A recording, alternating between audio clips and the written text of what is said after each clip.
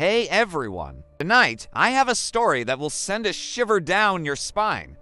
It's one of those tales that makes you question the safety of your own home, the security you feel when you lock your doors at night. This is the story of Emma. It was 3 a.m. on a Tuesday. The kind of dead-of-night quiet where every creak of the floorboards sounds like a footstep. Emma was fast asleep, lost in a dream, when her phone, resting on the knit stand, buzzed. The screen lit up the darkness, casting long shadows across her bedroom. Drowsily, she reached for it, her eyes struggling to focus. A notification glowed on the screen. New photo added to your gallery. That's weird, she thought. She hadn't taken any pictures. Maybe it was a system glitch, a cloud sync error. She dismissed the thought, ready to roll over and go back to sleep. But curiosity, that nagging little voice, got the better of her. With a sigh, she unlocked her phone and opened her photo gallery. Her heart stopped. It was a picture of her. Right now, sleeping in her bed, her blood ran cold. The angle was from the foot of her bed, slightly elevated, as if someone was standing there, holding the phone up. The image was grainy, taken in the low light of the room, but it was undeniably her. Her hair was fanned out on the pillow, her mouth slightly open. A wave of nausea washed over her. She lived alone.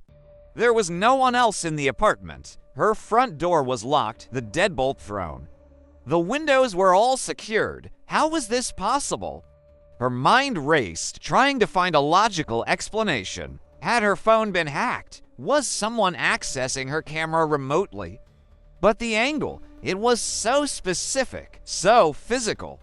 It felt like someone was in the room with her. Her breath hitched in her throat. Her eyes darted around the dark corners of her bedroom, searching the shadows for a shape, a figure, anything that didn't belong. There was nothing, just the familiar silhouette of her dresser, the clothes draped over a chair, the curtains swaying slightly from the air vent. Was she going crazy? Was this some elaborate, terrifying dream? She pinched her arm, hard. The sharp sting of pain was real. This was happening. Just as she was trying to calm her frantic, racing heart, her phone buzzed again, the vibration feeling like an electric shock in her hand. Another notification. New photo added. With a trembling finger, she tapped it open. This time, the picture was a close-up of her face. So close she could see the pores on her skin, the faint flutter of her eyelashes as she slept. The flash had been used, and her face was starkly illuminated against the darkness. It was a cruel, invasive image. It felt like a violation. But that wasn't the worst part. In the reflection of her own eye, a tiny, distorted shape was visible. The faint outline of a figure, shrouded in darkness, holding a phone. They were right there, standing over her. Her scream was silent, trapped in her throat. She wanted to bolt, to run out of the apartment and never look back, but fear had paralyzed her. She was a statue, frozen in her bed, clutching her phone like a lifeline that was also her tormentor. Then came a third notification. But this time, it wasn't a photo, it was a video. The thumbnail was just a black screen. She didn't want to watch it. Every instinct screamed at her to throw the phone across the room, to smash it into a million pieces, but she couldn't. She had to know. With a shaky hand, she pressed play. The video started.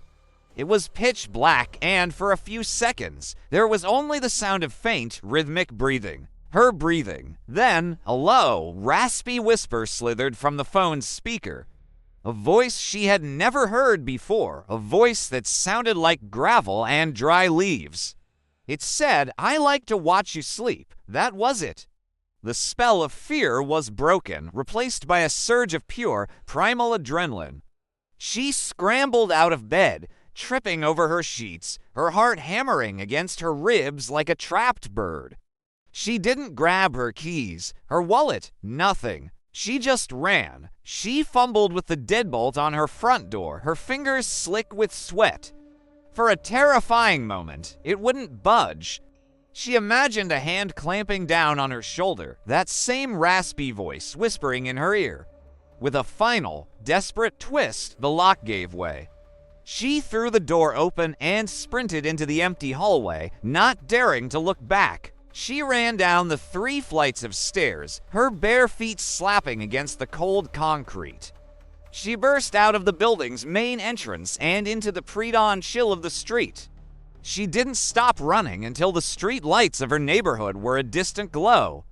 She ended up at a 24-hour diner, shivering in her pajamas, trying to explain the situation to a bewildered-looking police officer. They were sympathetic but skeptical. A hacker, they suggested a prank.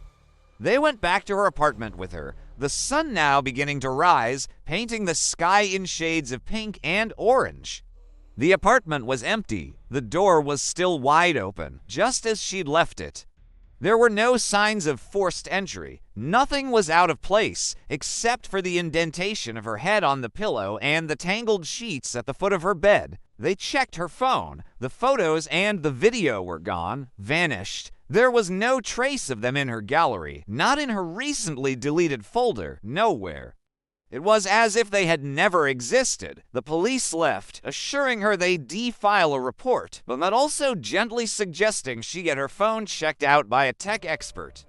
Emma was left alone again in the bright morning light, but the apartment felt colder and more menacing than it ever had in the dark. She couldn't stay there. She packed a bag, her hands still shaking, and went to stay with a friend. She had her phone wiped, factory reset. She changed all her passwords. She even moved apartments a month later. But she never forgot. She never felt truly safe again. Every night before she goes to sleep, she puts her phone in a different room. And sometimes, in the dead of night, she swears she can still hear it. A faint, phantom buzz from a room away. A notification that she knows she will never, ever open. So, what do you think? Was it a sophisticated hacker with a cruel sense of humor? Or was it something more? Something that was physically in the room with her. Something that could vanish without a trace. Let me know your theories in the comments below. These kinds of stories really get under your skin because they prey on our most basic need for security in our own homes. Thanks for listening tonight. If you enjoyed this story, or if it sufficiently terrified you, please hit that like button and subscribe for more content. Stay safe out there, and maybe, just maybe, turn your phone off